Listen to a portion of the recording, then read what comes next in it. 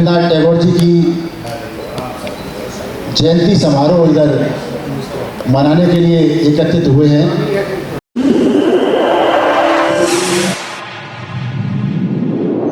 इस news channel पर जो भी वक्ता ने कहा वो उसकी अपनी राय है, जिसकी पुष्टि नेशन न्यूज इंडिया नहीं करता। धन्यवाद। तो जितने भी मंचासीन इधर आए हुए हैं, लोकतांत्रिक अध्यापक मंच की तरफ से उनका हार्दिक आभार करते हैं, धन्यवाद करते हैं कि उन्होंने अपने बहुमूल्य समय में से जो समय निकाल करके इधर समय दिया है, हम उनके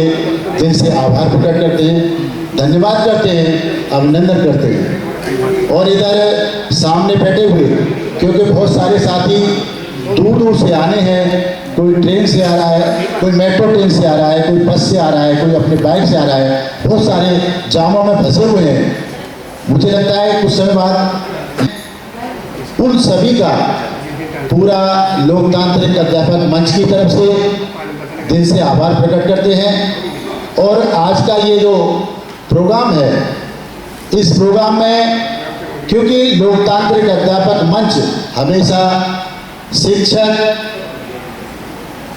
शिक्षार्थी और शिक्षा की बात करता है, इसी संदर्भ में, इसी श्रृंखला में आज ये मंच हमेशा शिक्षक और शिक्षार्थी की बात करते हुए उसकी दशा और दिशा में और चार चांद लगाने के लिए ये प्रोग्राम रखा है। साथियों, कुछ समय बाद हमारे मुख्य अतिथि जी जो नॉर्थ वेस्ट B2 के उप शिक्षा निदेशक हैं, हमारे बीच में डॉक्टर सुधा सिंह जी,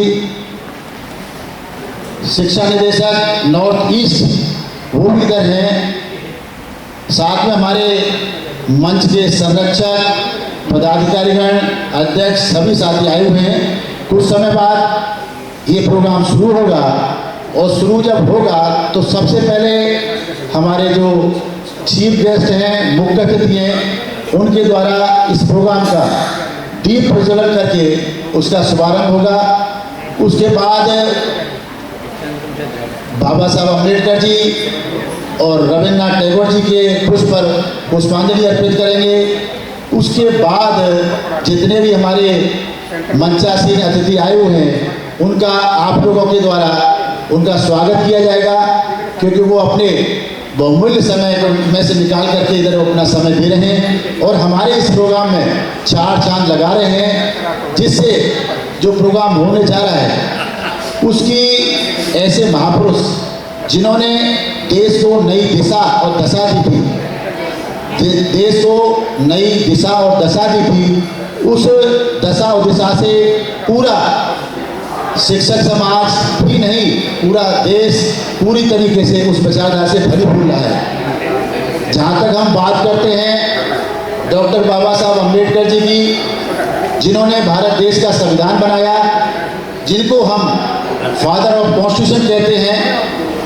और उन्हें आधुनिक भारत के निर्माता भी कहते हैं। जिस समय डॉक्टर बाबा साहब अम्बेडकर जी ने 26 जनवरी 1950 को बाबा साहब अम्बेडकर का बनाया हुआ संविधान जब लागू किया गया था, तो उस संविधान के तहत हर व्यक्ति को एक राजनैतिक अधिकार दिया गया था। वो अधिकार ऐसा अधिकार था जिसमें किसी तरह की कोई विषमता नहीं थी। वो अधिकार एक ऐसा अधिकार था जो सबको समान रूप से देखता था, चाहे वो रानी हो, चाहे मेहतरानी हो, चाहे कोठी वाला हो, चाहे झुग्गी वाला हो, चाहे अमीर हो, चाहे गरीब हो, चाहे वो किसी भी क्षेत्र का हो, चाहे वो किसी भाषा बोलने वाला हो, सभी को एक वोट का अधिकार दिया था, किसी को दूसरे वोट का अधिकार नहीं दिया था। सभी को एक वोट का अधिकार दिया था, किसी को 2 वोट का अधिकार नहीं दिया था। और वो राइट टू यानी पॉलिटिक्स या वोट के अधिकार के द्वारा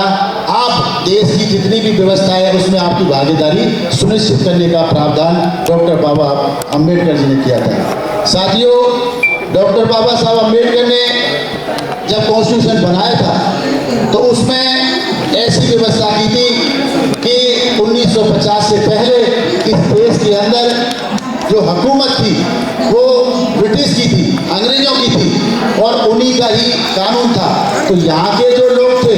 उनके पास कोई भी अपने राइट्स नहीं थे, सिर्फ ड्यूटीज हुआ करती थी, सिर्फ ड्यूटीज हुआ करती थी, कोई राइट्स नहीं थे। इसलिए डॉक्टर बाबा साहब अम्बेडकर ने, जब बाबा साहब अम्बेडकर ने संविधान बना करके देश को दिया तो उसमें मौलिक अधिकार डाला गया,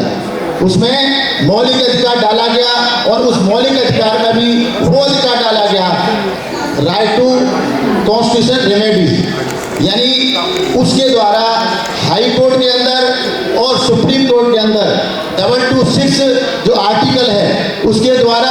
आप अगर किसी तरह से आपका कोई फंडामेंटल वॉयलेट होता है तो उसके आधार पर आप 226 के तहत सीधे हाई कोर्ट में जाकर के अपने अधिकार को अचीव कर सकते हैं, प्राप्त कर सकते हैं। और उसी श्रृंखला में 32 जो सेक्शन होता है उसके तहत आप सुप्रीम कोर्ट में जाकर के अपने किसी भी राइट्स को वॉयलेट होता है तो उसको हम प्राप्त कर सकते हैं, आसानी से प्राप्त कर सकते हैं। तो वो ऐसा अधिकार डॉक्टर बाबा साहब अम्बेडकर ने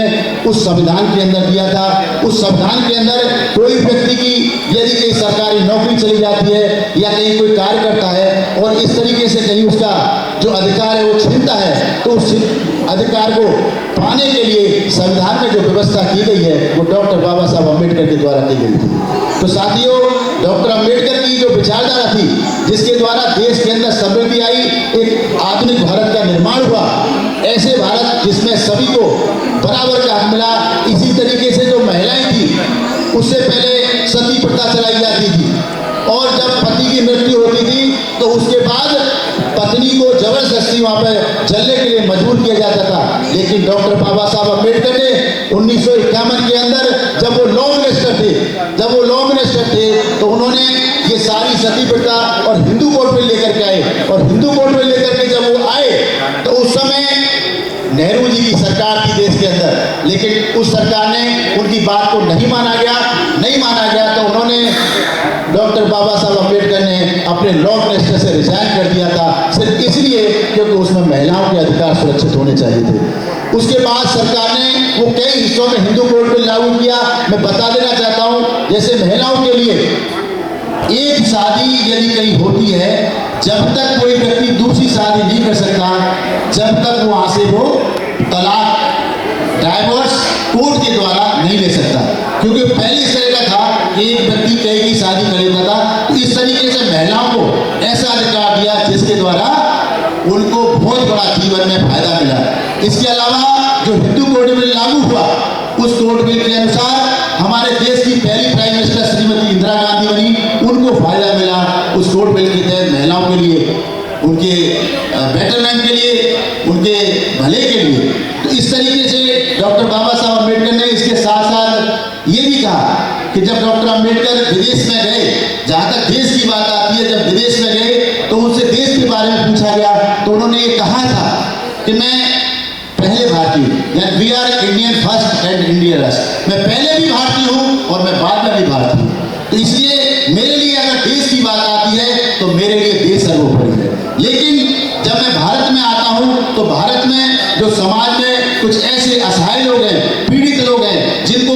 उनके अधिकारों से वंचित किया गया है, अगर उनकी बात आएगी तो मैं उनको भी प्राथमिकता दूंगा। इसलिए मैं कहना चाहता हूँ कि 1932 के अंदर जब गोलमेज सम्मेलन में डॉक्टर अम्बेडकर जी वहाँ पर थे, उस समय देश का संविधान नहीं बना था। उस समय ये बात आई थी कि अगर संविधान बनता है और वोट डालने का अधिकार मिलना चाहिए तो किसको मिलना चाहिए, तो ये बात वहाँ पर आई कि वोट डालने का अधिकार जमींदारों को मिलना चाहिए जिनके पास बहुत सारी जमीन है। वोट डालने का अधिकार जो ग्रेजुएट हैं उनको मिलना चाहिए। वोट डालने का अधिकार किसको मिलना चाहिए, बहुत बड़े पूंजीपति हैं, धन्ना सेठों को मिलना चाहिए। लेकिन डॉक्टर अम्बेडकर ने सोचा कि पूंजीपति कितने हैं, 1% भी नहीं है, ग्रेजुएट कितने हैं, 1% भी नहीं है, जमींदार कितने हैं, 1% भी नहीं है। तो इस तरीके से अगर आप देखते हैं, अगर 1% भी मानते तो 97% के पास वोट का अधिकार नहीं मिलता। तो इस तरीके से डॉक्टर अम्बेडकर ने पूरा जी जान से संघर्ष किया और ऐसा एक संविधान दिया जिसमें एक गरीब को भी एक अमीर को भी बराबर एक सिक्के से तोला, बराबर तोला। तो ये ऐसे डॉक्टर अम्बेडकर जो समाज के अंदर ऐसी दिशा और दशा देते थे और शिक्षार्थी के बारे में करते थे। बच्चों के लिए समान शिक्षा का, शोषण के विरुद्ध अधिकार, फंडामेंटल राइट में अगर किसी बच्चे के साथ शोषण होता है, बाल मजदूरी होती है तो उसके अनुसार भी उनको को अधिकार दिया। राइट टू एक्सप्लोइटेशन जो है शोषण के विरुद्ध अधिकार फंडामेंटल राइट में दिया गया है, वो भी डॉक्टर अम्बेडकर के द्वारा ही दिया गया था। तो इस तरीके से डॉक्टर अम्बेडकर का जो योगदान था वो शिक्षा के क्षेत्र में, उन्होंने बहुत सारी किताबें लिखी, उन्होंने बहुत सारी किताबें एनिहिलेशन ऑफ कास्ट, यानी कास्ट का किस तरीके से निवारण हो, कैसे ये देश जातिहीन समान बने, समान रूप से सारी जातियां हो, तो एनिहिलेशन कास्ट लिखी। इसके बाद उन्होंने बहुत सारी जो कुरीतियां थी उसके ऊपर भी उन्होंने riddles of Hinduism, riddles of Ramakrishna, और उसके बाद प्रॉब्लम ऑफ रुपीज लिखी, जिसके आधार पर पैसे का कैसे उपयोग हो, उसके आधार पर जो हमारी रिजर्व बैंक ऑफ इंडिया है उसका जो निर्माण हुआ था, वो डॉक्टर अम्बेडकर की लिखी हुई पुस्तक, लिखी हुई प्रॉब्लम ऑफ रुपीज, यानी पैसे का किस तरह से उपयोग हो, किस तरीके से हर व्यक्ति तक उस पैसे का फायदा पहुंचे, तो वो थी प्रॉब्लम ऑफ रुपी, जिसके आधार पर RBI का गठन हुआ। और साथियों मैं बता देना चाहता हूँ कि जो भाखड़ा नागल डैम है, जहाँ पर पानी से बिजली बनाई जाती है, वो कॉन्सेप्ट भी डॉक्टर अम्बेडकर का ही था, वो कॉन्सेप्ट भी डॉक्टर अम्बेडकर का ही था कि बिजली का निर्माण अधिक से अधिक हो, और वो बिजली के द्वारा जितने भी फैक्ट्रियां हैं या लोगों तक किस तरीके से वो बिजली पहुंचे, जिसके द्वारा उनके संसाधन जुटा करके वो अपने जीवन को सुखमय और शांतिपूर्ण व्यतीत कर सके। तो ये कॉन्सेप्ट भी डॉक्टर बाबा साहब अम्बेडकर का ही था। प्यारे साथियों, इसके अलावा डॉक्टर बाबा साहब अम्बेडकर ने जब संविधान बनाया तो उस समय ये कहा था कि एक मैंने ऐसी व्यवस्था आज लागू कर दी है, एक मैंने ऐसी व्यवस्था लागू कर दी है कि हर व्यक्ति को एक वोट डालने का अधिकार होगा, किसी को 2 वोट डालने का अधिकार नहीं हुआ, और जिसके वोट ज्यादा होंगे, जिसके वोट ज्यादा होंगे वो अपनी सरकार बना पाएगा, वो अपनी सरकार बना चाहेगा और अपनी लाचारी, गरीबी और अपनी जो भी छोटी बातें उनको पूरा